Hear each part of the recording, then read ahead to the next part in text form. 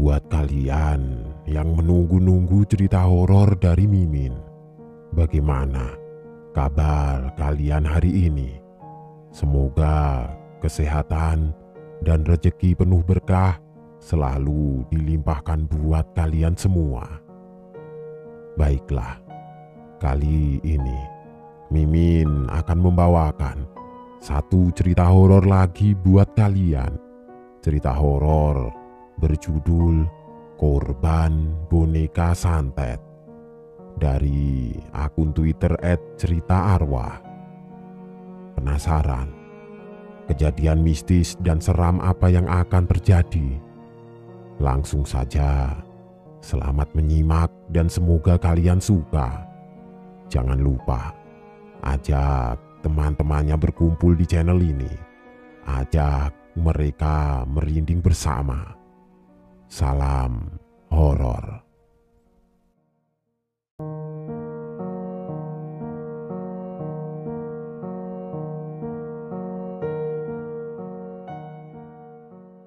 Novi ditemani oleh Damar kekasihnya menemui seorang kiai atau ajengan bernama Pak Zainuddin yang terkenal ahli dalam pengobatan hal-hal gaib dan peruqyah handal di kampungnya. Hal itu tidak terlepas dari kejadian-kejadian aneh yang menimpa seluruh keluarga sang ayah yang bernama Pak Sobirin 4 tahun lalu. Dan mimpi-mimpi menyeramkan Novi akhir-akhir ini. Novi pun merasa jika ia selalu diteror penampakan-penampakan sang kakak perempuan yang sudah meninggal sekitar 3 tahun yang lalu.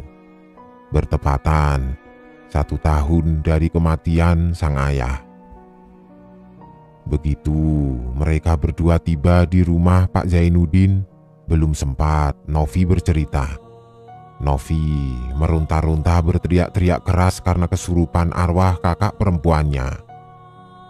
Ia meminta segera dibawa pulang ke rumah bersama dengan Pak Zainuddin. Karena ada sesuatu yang masih tertinggal di sana.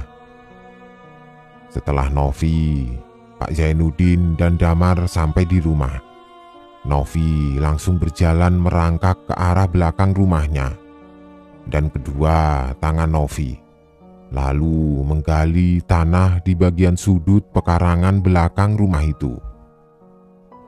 Perlahan tampaklah sesuatu muncul dari bawah tanah yang digali Novi. Dan setelah diperhatikan, itu adalah sebuah kotak kayu usang yang berukuran sekitar 10 kali 10 cm. Pak Zainuddin dengan sigap membuka kotak kayu usang tersebut, dan ia terkejut melihat isinya adalah boneka jerami yang terlilit oleh gulungan rambut dan dibungkus kain kafan yang ditulis raja berwarna merah kecoklatan, persis seperti darah yang mengering. "Tolong, bakar boneka santet itu, bakar segera. Kalau tidak, Novi akan mati," teriak Novi sambil menunjuk-nunjuk ke arah kotak yang sedang dipegang oleh Pak Kiai. Dengan segera, Damar merogoh ke dalam saku celananya untuk mengambil korek api yang ia punya. Sebelum Damar memantik korek api, Pak Zainuddin menahan Damar untuk langsung membakar benda tersebut. "Jangan gegabah dulu anak muda. Saya akan menetralisir benda ini terlebih dahulu sebelum dibakar. Karena iblis masih tersegel di dalam boneka santet jerami ini.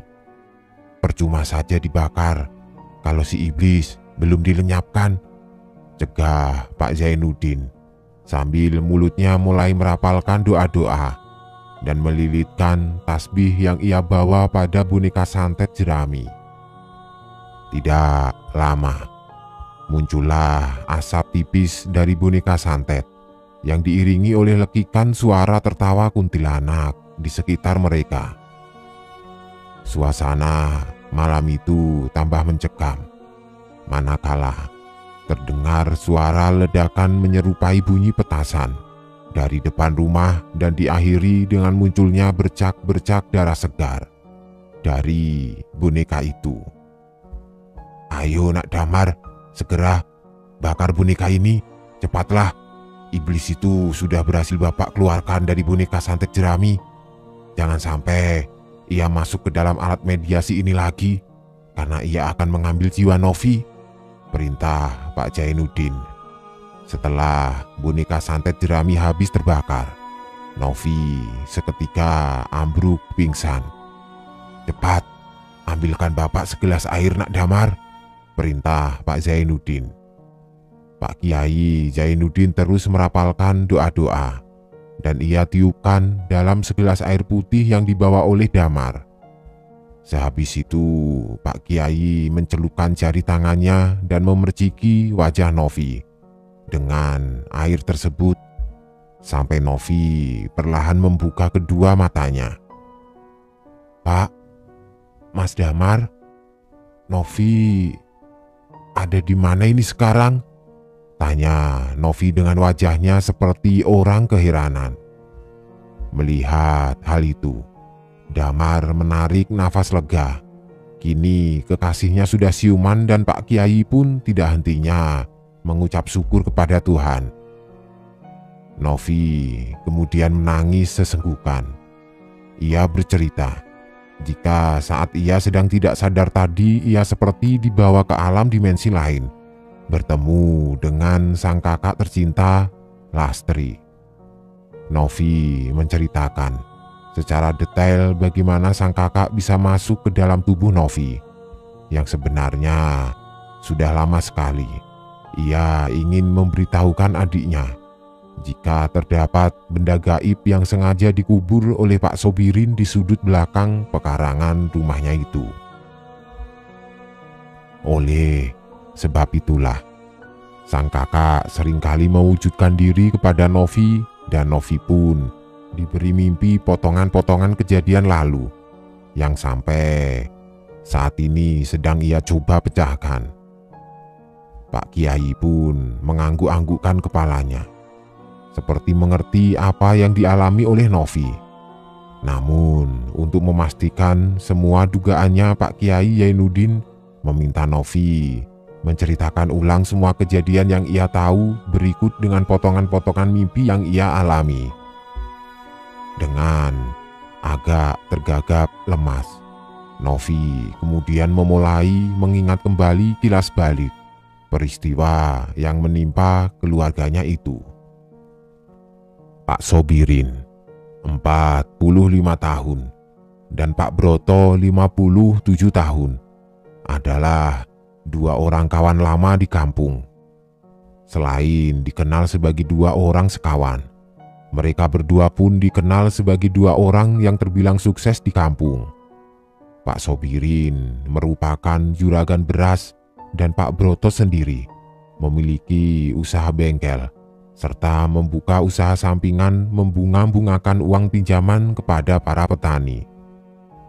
Ibarat pepatah, jika yang namanya usaha pasti ada waktunya pasang surut. Hal itu memanglah demikian adanya. Di pertengahan tahun 2011, usaha beras Pak Sobirin di kampung sedang mengalami kerugian akibat intensitas curah hujan yang tinggi, membuat banjir sawah miliknya dan sawah-sawah warga sekitar yang biasa menjual padinya kepada Pak Sobirin. Selain itu, banyak wabah hama serangga dan hama tikus yang melahap habis hasil sawah milik Pak Sobirin, yang membuat ia menerima kerugian besar akibat gagal panen. Pak Sobirin berpikir keras, bagaimana caranya ia bisa memutar modal untuk tetap berjualan. Sampai pada akhirnya diputuskanlah Pak Sobirin mengajukan pinjaman uang kepada sahabatnya itu, Pak Broto. Tetapi akibat salah perhitungan dagang, karena terus merugi dan juga bunga berbunga, makin lama makin hari hutang Pak Sobirin kepada Pak Broto pun semakin membengkak.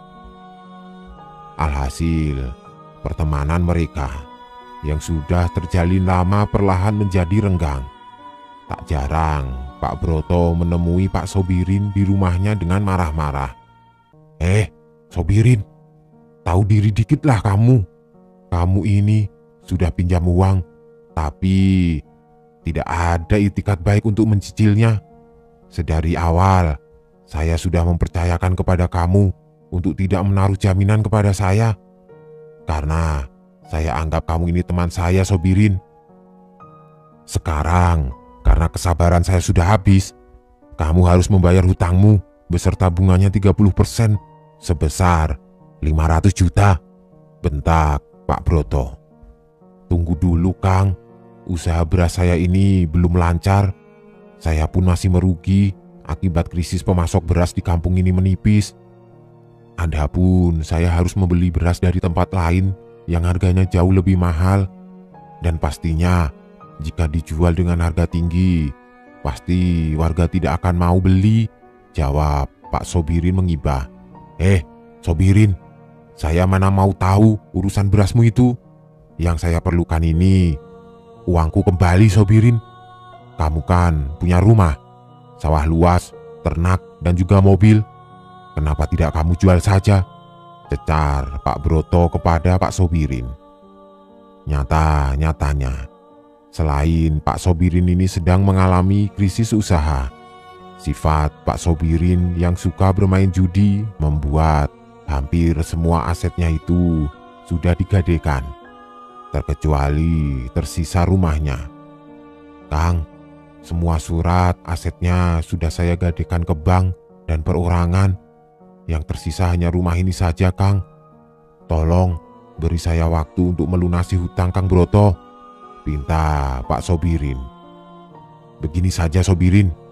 Jika kamu belum bisa membayar 30% dari hutangmu itu bulan depan, dengan terpaksa saya harus mengambil paksa surat kepemilikan rumahmu ini. Atau Lastri, anak gadismu itu, akan saya nikahi. Ucapan dari Pak Broto seketika membuat Pak Sobirin kesal. Tapi saat itu ia tidak bisa berbicara apapun selain hanya menundukkan kepalanya karena tidak bisa membayar hutang. Sepulangnya Pak Broto dari rumah Pak Sobirin kemudian langsung bergegas untuk menemui teman lainnya yang mempunyai kenalan dukun santet dari luar kota. Dengan berbekal secari kertas alamat usang, Pak Sobirin dengan temannya yang sebut saja Darna langsung menemui sang dukun santet yang berada di pesisir wilayah Banten. Langsung saja, sebutkan apa yang kamu inginkan, ucap si dukun santet. Begini, Mbah, saya mau orang yang bernama Broto Suseno ini segera mati. Pokoknya dia harus sampai mati, Mbah, berikut anak turunannya, jawab Pak Sobirin. Sudah bulat sekali rupanya niatmu itu. Baiklah, namun ada syarat-syarat berat yang perlu kamu penuhi jika memang kamu menginginkan dia dan keturunannya itu mati. Jika ada satu kesalahan saja yang kamu perbuat, maka santet itu akan berbalik mengincarmu beserta keturunanmu juga, Sobirin. Apa itu, Mbah, syaratnya? Tanya Pak Sobirin penasaran. Syaratnya, ya, pertama harus ada maharnya dulu, barulah nanti akan aku beritahu. Pak Sobirin kemudian membuka tas yang ia bawa dan dikeluarkan sejumlah uang bernominal 100 ribuan sebanyak 3 bendel kepada si dukun. Si dukun lalu manggut-manggut sambil tersenyum puas melihat uang banyak di depan matanya itu. Nah, begini kan enak kalau sudah ada mahar. Baiklah, akan aku beritahu syaratnya sekarang. Yang pertama, carilah sebuah makam wanita dan ambil beberapa helai rambutnya serta secari kain kafan yang membungkus tubuhnya. Waktu pengambilan pun harus tepat di sepertiga malam dan tepat di hari pasaran Kliwon. Terakhir, ingatlah Yang mengambil rambut serta secari kain kafan itu haruslah kamu, Sobirin. Tidak bisa diwakilkan oleh siapapun. Mengerti? Tanya si dukun sambil memberikan arahan. Sebenarnya ada rasa ragu dalam hati Sobirin. Apakah ia bisa melakukan hal menyeramkan seperti itu? Namun karena hatinya sudah terbungkus dendam, Pak Sobirin langsung mengiyakan saja apa yang diminta oleh si dukun agar bisa cepat menyingkirkan Pak Broto. Baiklah, saya paham, Mbah.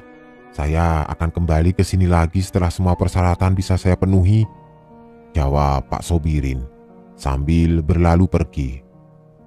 Dalam perjalanan pulang, ia terus memikirkan bagaimana bisa ia mengambil rambut mayat wanita dan mengambil sedikit kafannya. Karena sejujurnya, selain Pak Sobirin takut melihat mayat, ia pun memiliki trauma dengan tempat sempit dan gelap. Kenapa kamu diam saja, Sobirin? Apa kamu tidak yakin bisa memenuhi persyaratan dukun itu? Tanya Darna. Diam kamu, Darna. Aku hanya memikirkan bagaimana bisa aku mendapat rambut mayat wanita dan kafan wanita, jawab Pak Sobirin agak emosi. Darna kemudian agak tertawa mendengar jawaban Pak Sobirin. Jadi cuma perkara itu? Kan bisa kamu menyuruh tukang gali kubur untuk mengambil itu. Tinggal serahkan saja uang untuk tutup mulut serta uang capeknya, jawab Darna. Ah, sepertinya itu terlalu beresiko. Bagaimana jika santet itu rupanya akan berbalik menyerang keluargaku? Tanya Pak Sobirin. Tidak mungkinlah, Sobirin. Hewan buas sekalipun, jika sudah diberi makan oleh pemiliknya, dia sudah jinak. Begitu juga mungkin dengan setan. Ah, sudahlah itu. Jangan kamu pikirkan. Itu bukan permasalahan sulit. Yang penting persyaratannya saja dulu penuhi. Seketika Pak Sobirin terdiam. Ia mulai menimbang-nimbang kembali ucapan Darna yang ada benarnya itu. Baiklah kalau begitu. Tapi bagaimana jika tukang gali kubur itu tidak mau saya suruh? Tenang. Tepat di belakang rumahku ada Pak Husni. Dia adalah seorang tukang gali kubur yang hidupnya kekurangan. Pasti dia tidak akan menolak jika kamu menyuruhnya melakukan hal itu. Kamu tinggal tunggu saja di mobil dan biarkan Pak Husni bekerja di waktu yang sudah ditentukan. Singkat cerita, Pak Sobirin dan juga Darna langsung menemui si penggali kubur untuk meminta bantuan. Dengan negosiasi cukup alot, akhirnya Pak Husni pun mau mengikuti kemauan dari Pak Sobirin. Oleh karena kesepakatan harga antara mereka berdua. Di hari yang dijanjikan, Pak Sobirin serta Pak Husni bertemu untuk mengambil beberapa helai rambut mayat perempuan dan juga sedikit kain kafan di kuburan umum yang tidak jauh dari tempatnya. Setelah berhasil mengambil persyaratan tersebut, Pak Sobirin lalu menemui dukun itu kembali tanpa Darna yang ikut menemani. Setibanya di sana, tanpa banyak berbasa-basi dan berlama-lama, Pak Sobirin kemudian menyerahkan persyaratan itu kepada si dukun. Segeralah ambil seekor ayam milikku di kandang belakang rumah ini dan sembelih ayam itu, serta darahnya kamu tuangkan dalam wadah yang berisi kemenyan ini. Darah ayam adalah tanda perjanjian antara kamu dan kuntilanak merah yang akan kupanggil untuk membunuh Broto Suseno, ucap si dukun. Pak Sobirin kemudian langsung menyembelih seekor ayam milik dukun itu dan darahnya ia kucurkan ke dalam wadah kemenyan yang dibakar. Lalu si dukun meminta sedikit darah ayam untuk ia tuliskan dalam secari kafan berupa tulisan menyerupai raja. Terakhir, dukun itu mengambil boneka santet dari jerami dan segera mengasapi boneka santet jerami itu di atas kemenyan, serta langsung membelitnya dengan rambut mayat wanita dan membungkus dengan kain kafan. Ritualnya sudah selesai. Jika kamu mau menyantet Broto Suseno ataupun orang-orang yang kamu benci, kamu hanya tinggal sebut nama lengkapnya, Bin atau binti orang tua kandung, beserta tanggal lahir lengkap orang yang ingin kamu singkirkan. Jika ada foto, akan lebih bagus yang kamu tempelkan di boneka itu.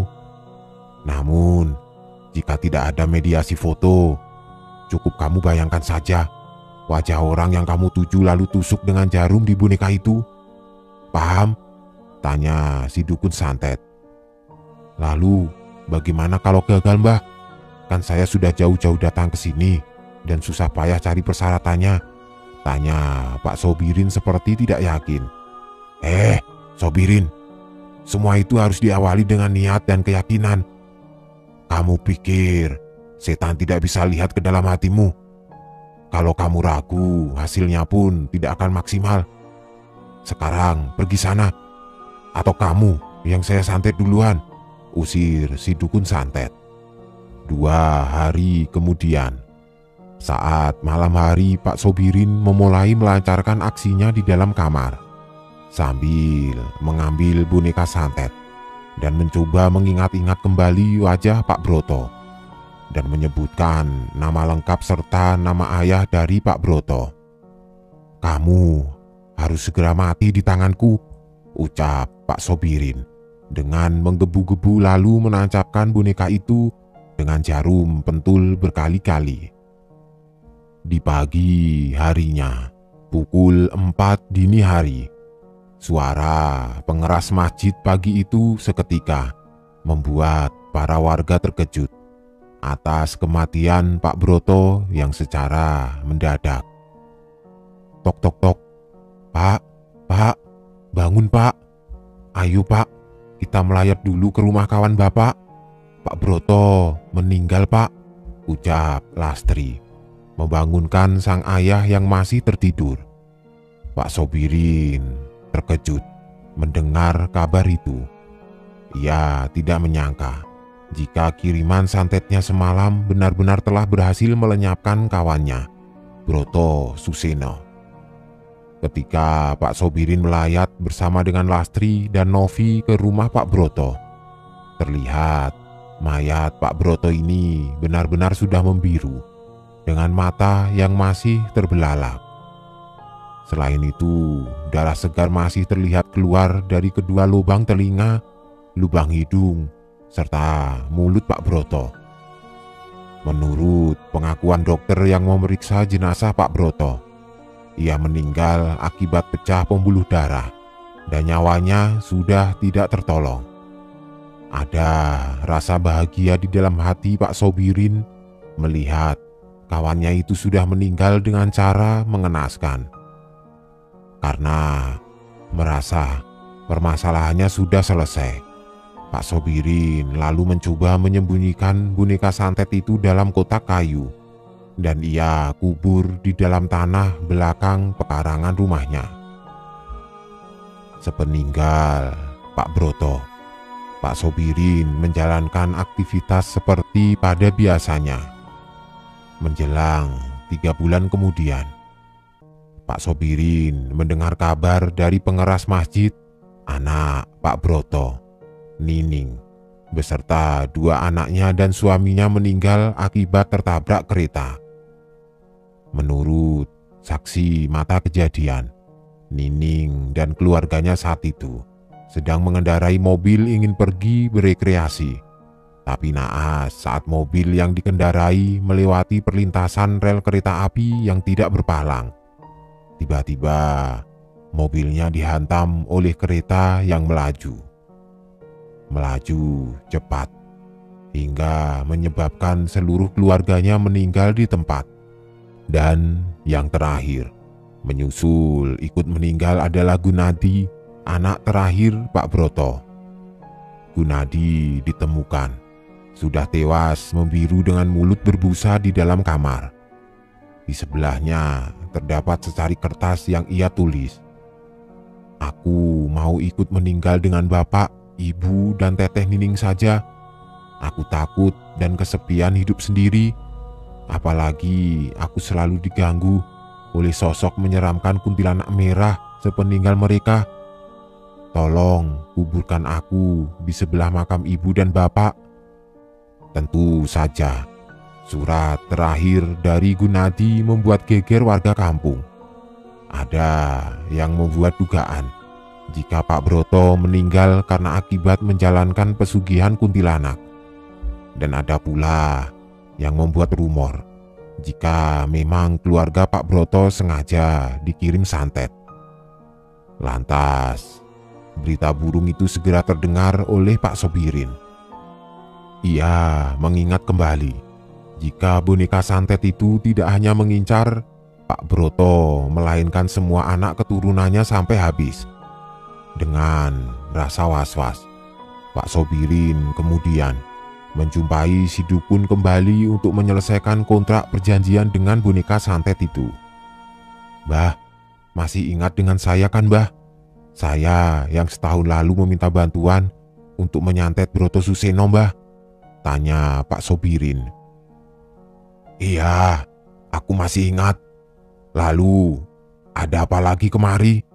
Apa santet itu tidak berhasil menyingkirkan Broto Suseno?" tanya si dukun. "Bisa, Mbah. Bahkan sampai anak cucunya meninggal tidak bersisa, Mbah.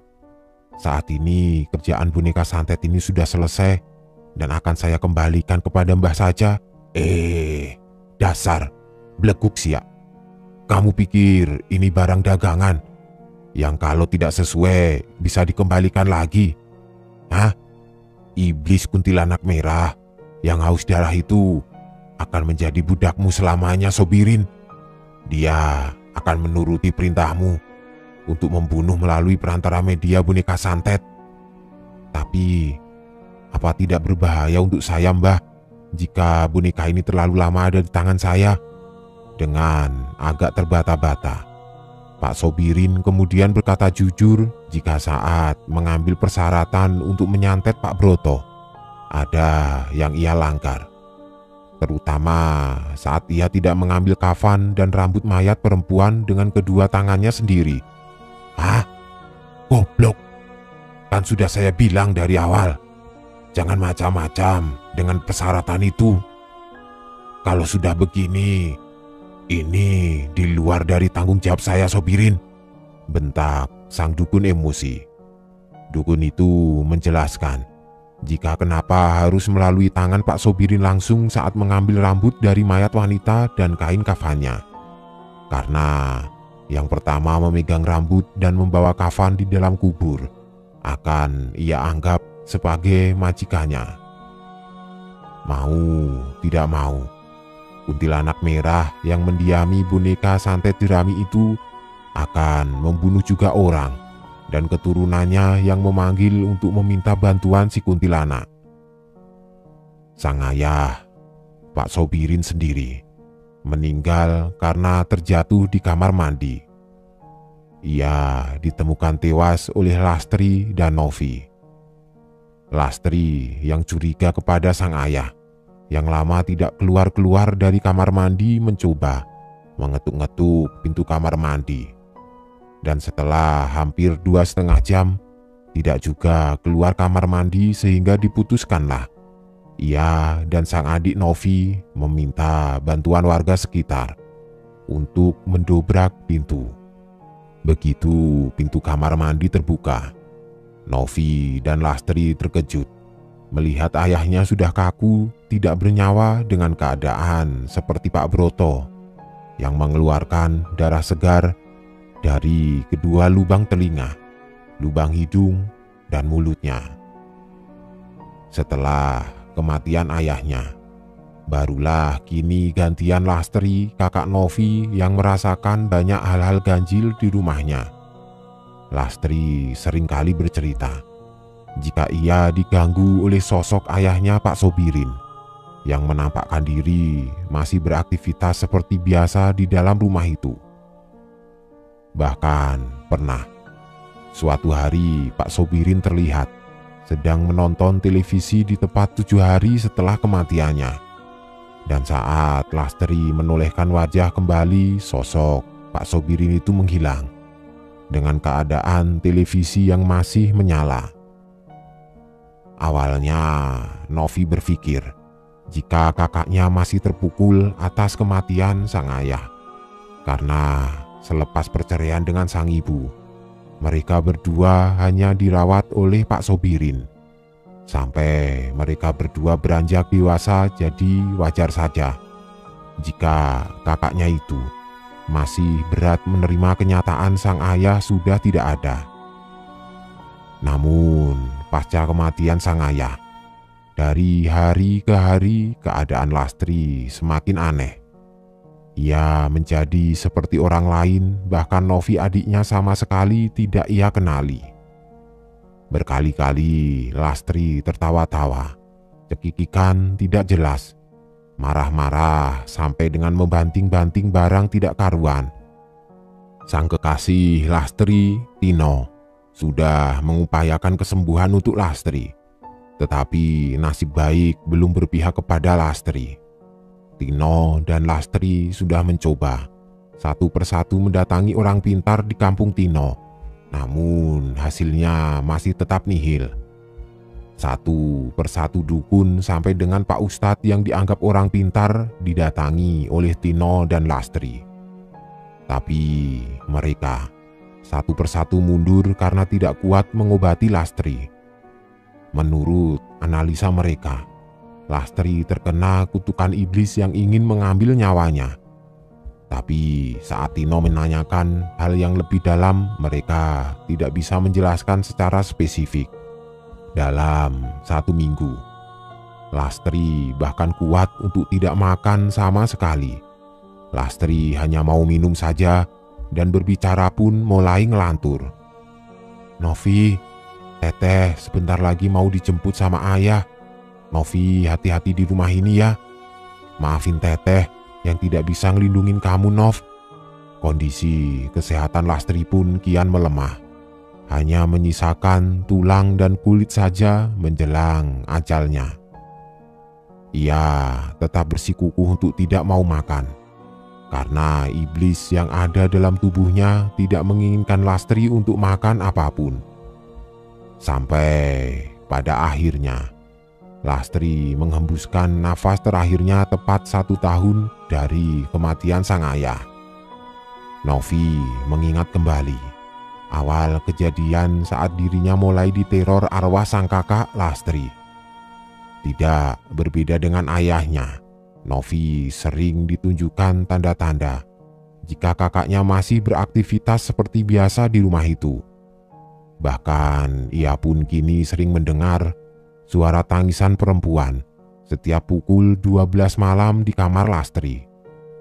Hari-hari Novi yang ceria kini mulai terganti dengan kemelut hal-hal peristiwa yang di luar nalar. Hampir mirip dengan Lastri, Novi pun kian diteror oleh kuntilanak merah yang menyeramkan, sedang berdiri di sudut pekarangan rumah belakang Novi.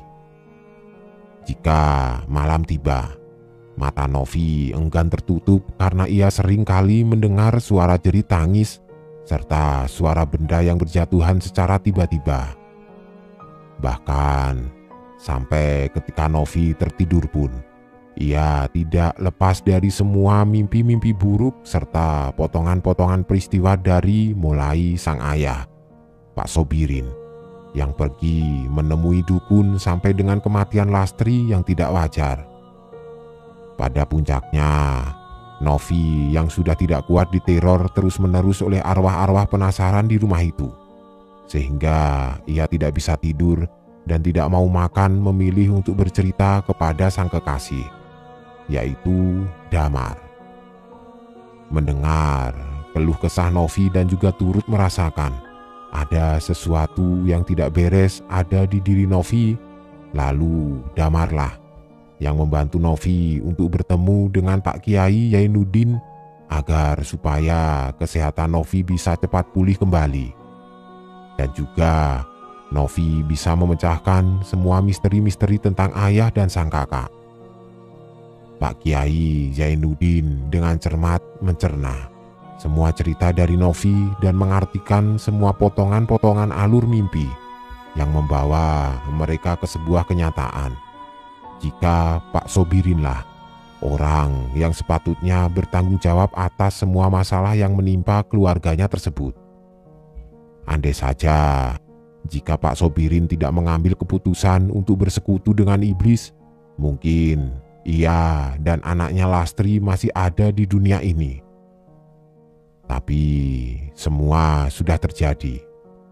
Dan beruntunglah Novi nyawanya masih bisa terselamatkan. Akhir cerita. Setelah Pak Kiai Zainuddin melepaskan segel iblis kuntilanak yang ada pada boneka santet dan lalu membakar perantara benda mistik tersebut, Pak Kiai langsung memasangkan pagar gaib untuk menjaga Novi dari hal-hal yang tidak kasat mata. Sedangkan untuk Novi sendiri, tidak lama ia dipinang oleh sang kekasih yaitu Damar dan segera diboyong ke kampung halaman Damar di daerah Jawa Tengah.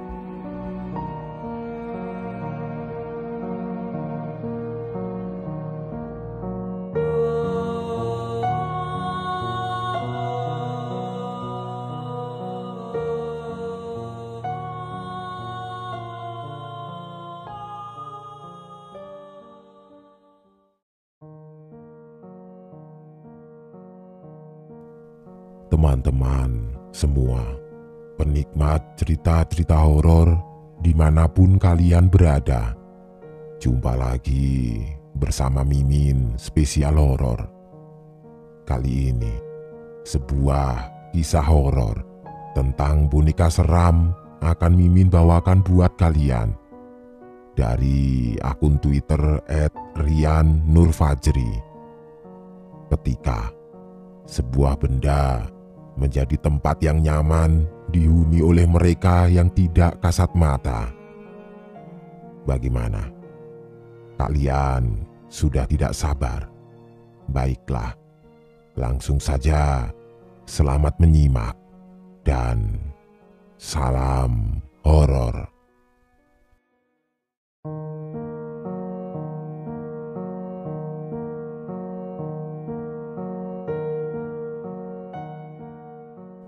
Perkenalkan, nama ibu ini adalah Bu Suryati.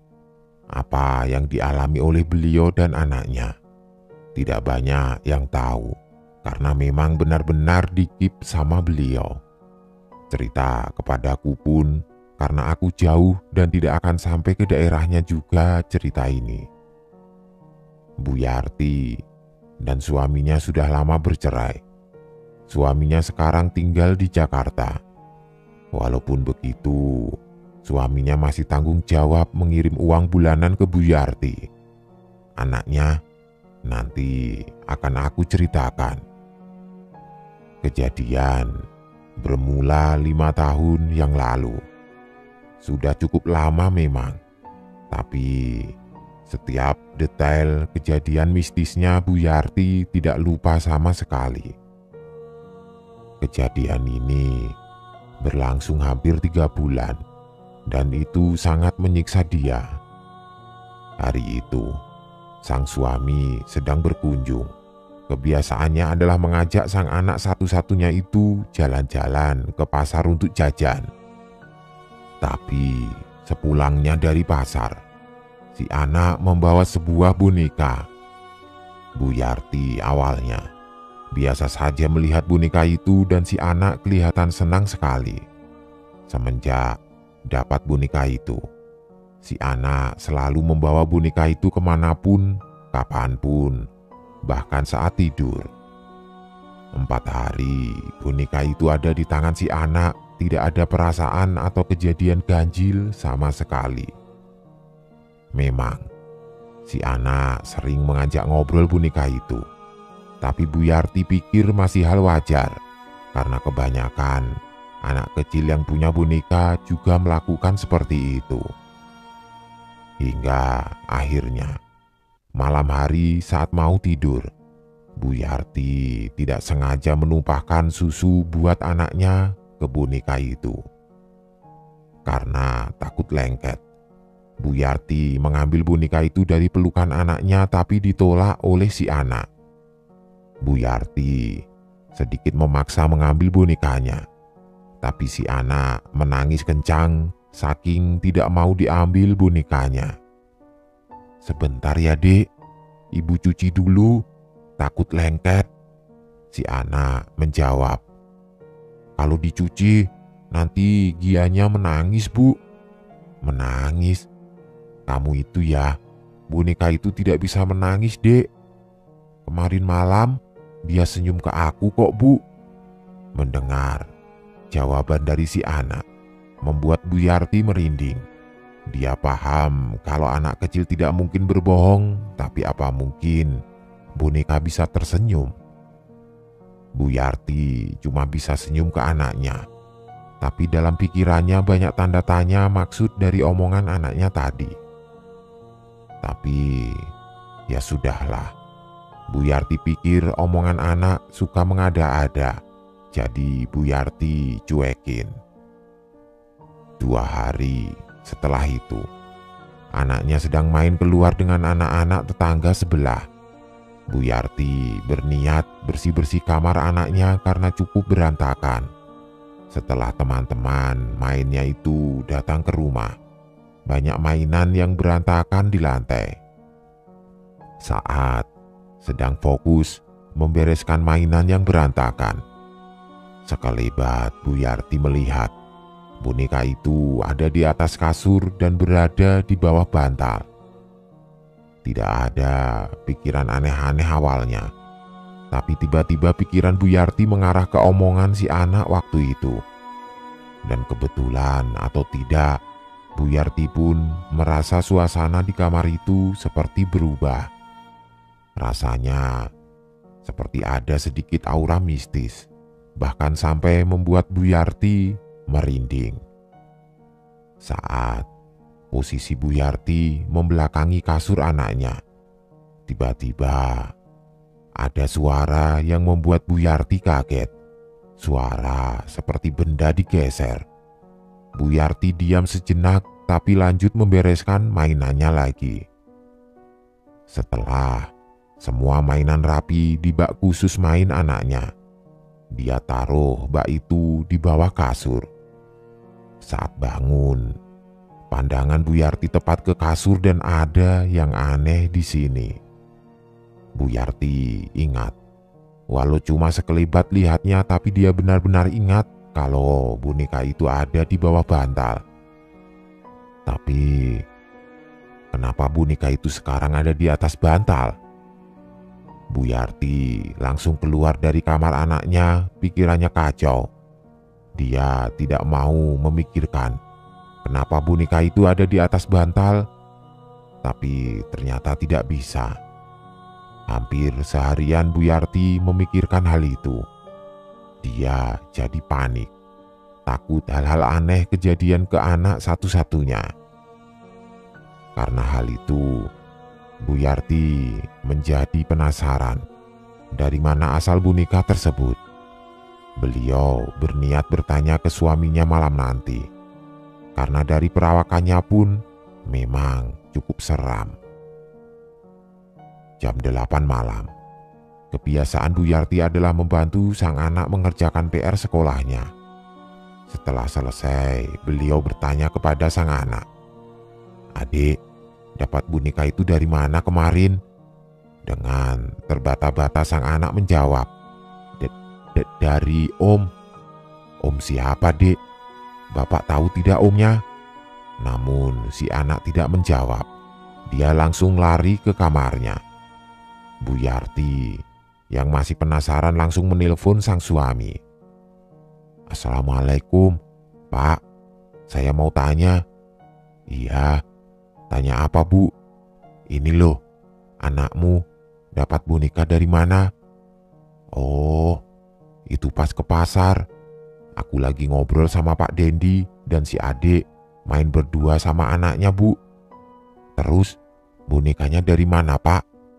Mendengar pertanyaan Bu Yarti seperti itu membuat suaminya jadi curiga. "Memang ada apa toh Bu? Ada yang aneh memangnya?" "Tidak apa-apa Pak. Saya cuma tidak srek saja melihat bonekanya. Ya sudah toh Bu, selama si adik suka sama bonekanya, ya biarin saja. Toh namanya juga anak cewek, suka main sama boneka. Entah kenapa, di situ Bu Yarti pasrah. Mendengar jawaban sang suami seperti membuat Bu Yarti malas membahasnya. Setelah selesai telepon, beliau berjalan ke arah kamar anaknya. Posisi pintu kamar anaknya sedikit tertutup, dari luar samar-samar obrolan anaknya dengan boneka itu. "Kamu jangan nangis lagi ya, ada aku di sini." Ibu mana yang tidak takut mendengar hal seperti itu? "Adik, kamu ngomong sama siapa?" "Sama Gia." Di sini Bu Yarti mulai merasa ada yang aneh dengan boneka itu. Perasaannya saat melihat boneka itu seperti takut. "Adik, nanti tidur sama ibu ya." "Tidak mau, aku sama Gia saja tidurnya," sembari memeluk boneka itu. Bu Yarti tidak bisa memaksa. Kalaupun boneka itu diambil akan membuat anaknya nangis kejer. Jam menunjukkan pukul 9:30 malam. Semenjak punya boneka itu, anaknya jadi jarang keluar dari kamar, seakan dia menemukan teman baru. Namun Bu Yarti masih berpikir positif. Mungkin masih suka dengan mainan barunya. Saat itu beliau sedang nonton TV di ruang tengah. Suara tawa anaknya samar-samar terdengar. Namun entah kenapa membuat Bu Yarti risih mendengar suara tawa itu. Akhirnya beliau samperin ke kamar anaknya itu. Pintu kamarnya tertutup rapat, tidak seperti biasanya. Saat pintu terbuka, ternyata si adik sudah tidur dan posisi bonekanya ada di bawah lantai. Lalu, suara ketawa siapa tadi? Makin kesini, Bu Yarti sadar. Semenjak boneka ini datang, kejadian-kejadian ganjil mulai terjadi di rumahnya. Dengan sedikit panik, beliau tutup perlahan pintu kamar anaknya. Pikirannya tentang suara tawa tadi berputar-putar. Ini adalah pertama kalinya beliau mengalami hal seperti ini. Bu Yarti langsung menuju kamar mandi dan ambil wudhu. Semoga tidak ada kejadian apa-apa kepada anaknya. Selesai wudhu, Bu Yarti menuju kamarnya untuk bersiap tidur. Kebetulan kamarnya berada tepat di samping kamar anaknya. Saat melewati kamar anaknya, kembali beliau mendengar suara tawa seperti sebelumnya. "Adik, sudah tidur kok bangun lagi? Sudah malam, jangan ketawa-ketawa begitu." Namun, suara tawa itu masih ada, seakan perkataan Bu Yarti dihiraukan begitu saja.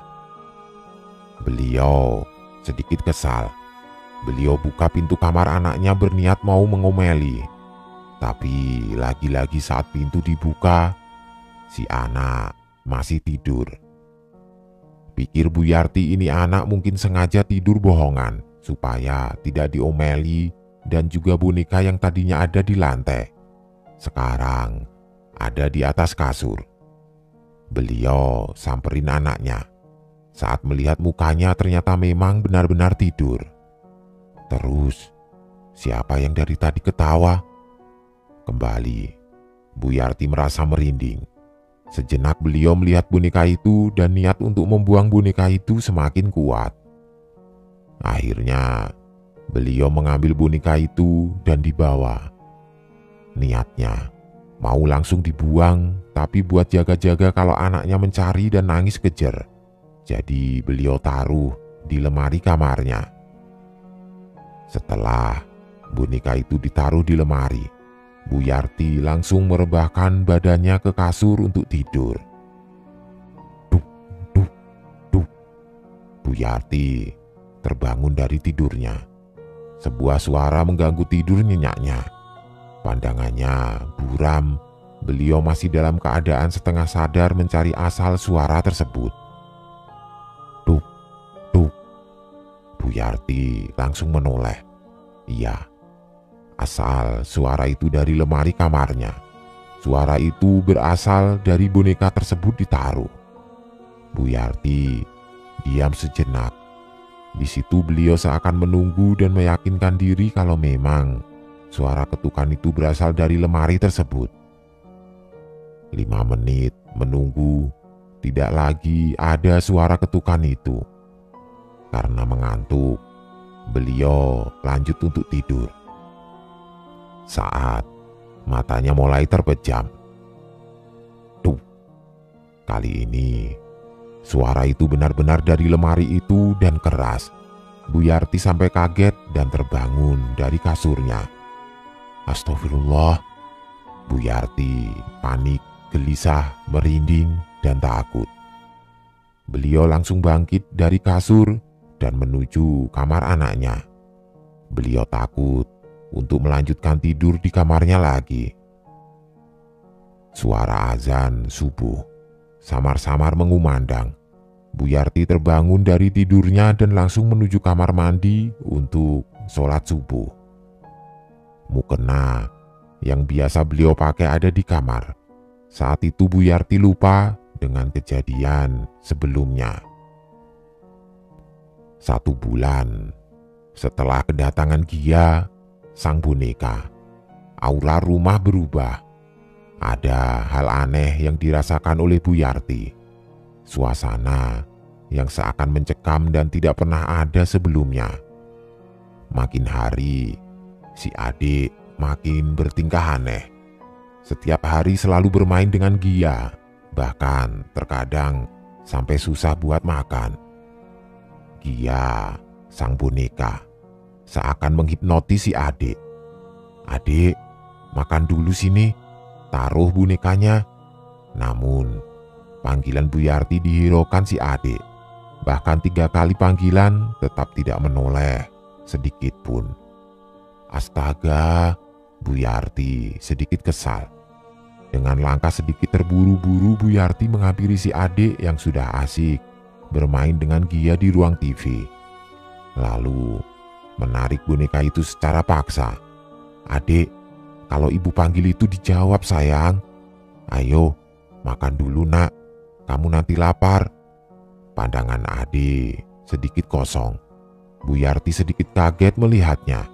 Wajahnya tanpa ekspresi. Namun ada kata-kata yang keluar dari mulutnya dan membuat Bu Yarti terdiam. Ibu, jangan tarik paksa Gia. Nanti Gianya kesakitan, Bu. Kemarin Gia cerita sama aku. Katanya, ibu ngunciin Gia di lemari ya. Pikir Bu Yarti, bagaimana bisa anaknya tahu kalau beliau menaruh boneka itu di lemari kamarnya? Rasa khawatir seorang ibu makin menjadi. Ini adalah keanehan yang kesekian kalinya. Ayo nak, makan dulu ya. Sembari berjalan, Bu Yarti melempar boneka itu ke sofa. Ibu, tiba-tiba sebuah bentakan keluar dari mulut mungil si Ade. Anak yang seharusnya belum mengerti apa-apa kenapa sudah berani ngebentak orang tuanya. Astagfirullah nak, siapa yang ngajarin kamu begitu? Ibu jangan sakiti Gia. Kalau ibu jahat sama Gia, aku juga bakal jahat sama ibu. Dengan ekspresi mata melotot mengarah ke wajah Bu Yarti yang tampak makin heran dan juga takut. Bu Yarti menoleh ke arah boneka itu. Dan entah mengapa, boneka yang awalnya berada di atas sofa berpindah ke bawah lantai dan jarak dari sofa sangat jauh. Seakan boneka itu berjalan. Bu Yarti langsung menarik tangan si adik ke kamarnya. Beliau panik dan juga makin takut. Ayo nak, kita ke kamar ibu ya. Tidak mau, aku mau di sini saja sama Gia. Jawaban si adik selalu dengan nada tinggi yang seakan kesal dengan Bu Yarti. Tidak pernah sekalipun beliau mengajari si adik berbicara seperti itu kepada orang tuanya sendiri. Bahkan teman sebayanya pun Bu Yarti tahu tidak ada yang bertingkah seperti itu juga. Bu Yarti langsung melepas genggaman tangannya dan berjalan cepat ke arah kamar. Entah kenapa, malam itu hatinya sedikit sesak melihat tingkah anaknya yang makin hari makin aneh. Air mata perlahan menetes, termenung di dalam kamarnya memikirkan penyebab anaknya seperti itu. Di saat itu juga terdengar samar-samar suara si adik seperti sedang berbicara. Bu Yarti membuka sedikit pintunya, mencoba mengintip apa yang sedang dilakukan oleh anaknya di ruang TV, dan mencoba menguping pembicaraan si adik dengan boneka itu. "Iya, tenang saja ya, aku bakal jagain kamu terus kok." Tidak terasa, air mata Bu Yarti makin deras melihat tingkah anaknya itu. "Dia tidak boleh sedih terus. Nanti malam cerita lagi ya sama aku di kamar kalau ibu sudah tidur." Di saat Bu Yarti menguping, tiba-tiba beliau kaget. Si adik tiba-tiba menoleh ke belakang.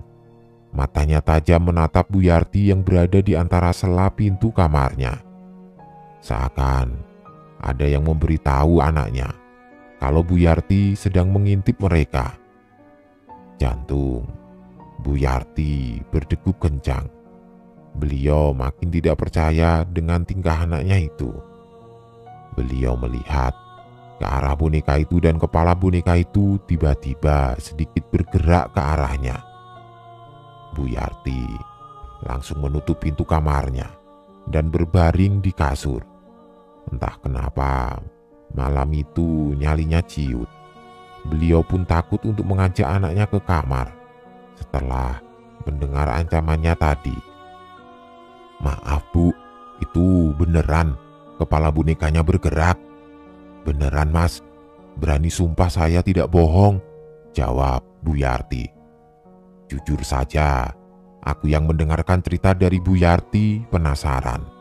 Aku pun mengira kejadian boneka yang kepalanya bisa bergerak ini cuma di TV-TV saja. Bu Yarti pun melanjutkan ceritanya. Malam itu juga Bu Yarti langsung berbaring di tempat tidurnya, menangis hingga tidak terasa membuat dia tertidur. Beliau sedikit ingat, saat tertidur itu beliau bermimpi berada di dalam sebuah rumah yang ornamennya beda dengan rumah-rumah yang ada di Indonesia. Seakan itu adalah tempat yang asing buat Bu Yarti. Beliau duduk di sebuah bangku kayu. Di depannya terdapat sebuah kasur besar. Lalu Bu Yarti menoleh ke sebelah kirinya. Betapa kagetnya beliau melihat seorang anak kecil sedang membelakangi Bu Yarti. Di tangannya sedikit terlihat sebuah kaki boneka. Dari bajunya Bu Yarti seperti tidak asing dengan boneka itu. Beliau hanya terdiam, mulutnya dan tubuhnya seakan terkunci tidak dapat bergerak sama sekali. Bu Yarti terus memperhatikan sosok anak kecil itu, bukan tanpa alasan, karena beliau pun penasaran dengan wajah anak kecil itu. Dan perlahan, tubuh anak kecil itu berbalik arah.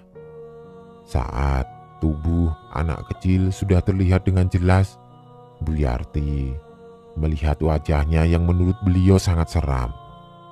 Matanya yang putih semua, kulit wajahnya yang terkelupas, hingga terlihat daging dan darah, mulutnya yang robek kanan dan kiri. Begitupun dengan boneka yang dipegangnya. Kondisi wajah boneka itu sangat persis dengan keadaan wajah anak kecil tersebut. Suara tawa khas anak kecil mulai terdengar dari anak kecil tersebut. Boneka yang dipegang anak kecil tersebut seakan hidup. Anak kecil itu menurunkan boneka tersebut dari gendongannya. Dan memang ternyata boneka itu berdiri dan berjalan ke arah Bu Yarti. dengan posisi kedua tangannya mengarah ke depan. Seakan boneka itu meminta untuk digendong oleh Bu Yarti. Dari mulutnya keluar sebuah kata-kata yang Bu Yarti tidak mengerti. Nalar Bu Yarti, mungkin boneka itu berkata, "Mama, Mama." Beliau hanya ingat sampai di situ. Bu Yarti ingat setelah itu beliau langsung terbangun dari tidurnya. Sudah selesai? Ternyata belum. Bu Yarti terbangun dengan nafas yang tergopoh-gopoh seperti orang yang habis berlari. Badannya penuh dengan keringat dan basah. Di saat itu juga, beliau mendengar suara rintih tangisan, samar namun menyeramkan. Bu Yarti sedikit terdiam, beliau mencoba menerka asal suara tangis tersebut. Ternyata suara itu berasal dari sebelah kamarnya, yaitu kamar anaknya. Pikir Bu Yarti mungkin itu tangisan si adik yang terjadi sesuatu. Beliau langsung bangkit dari tidurnya dan berjalan ke arah kamar anaknya. Sesampainya di depan kamar, Bu Yarti langsung membuka pintu dan ternyata si adik tidak ada di sana. Beliau panik.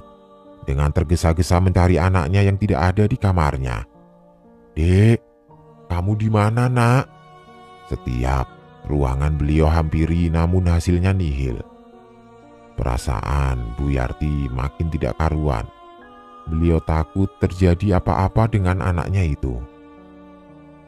Hingga akhirnya Bu Yarti menemukan tubuh mungil anaknya di tempat yang tidak terkira sebelumnya. "Saya menemukan si adik di kamar mandi, Mas. Lagi tiduran sambil memeluk boneka itu." Menceritakan ini saja kembali membuat Bu Yarti menangis karena mengingat kejadian tersebut. Bu Yarti langsung menggendong tubuh anaknya tersebut dan membawa ke kamarnya. Dengan keadaan menangis, beliau tidak percaya apa yang sedang terjadi dengan si adik. "Ya Allah, Nak. Kamu kenapa sih? Astaga, kenapa kamu jadi begini, Nak?" Bu Yarti melihat jam dinding. Jarum jam menunjukkan pukul 2:30 pagi. Masih menjadi pertanyaan untuk beliau bagaimana bisa si adik tidur di kamar mandi. Perlahan, Bu Yarti menaruh tubuh anaknya ke kasur. Dia tidak mau membangunkan anaknya yang tertidur dengan lelap. Boneka itu dibiarkan berada di kamar mandi oleh Bu Yarti. Seakan beliau enggan memegang boneka tersebut. Malam itu seakan menjadi misteri besar buat Bu Yarti. Beliau tidak menyangka akan mengalami hal tersebut di dalam hidupnya. Boneka itu membawa kesialan menurut Bu Yarti.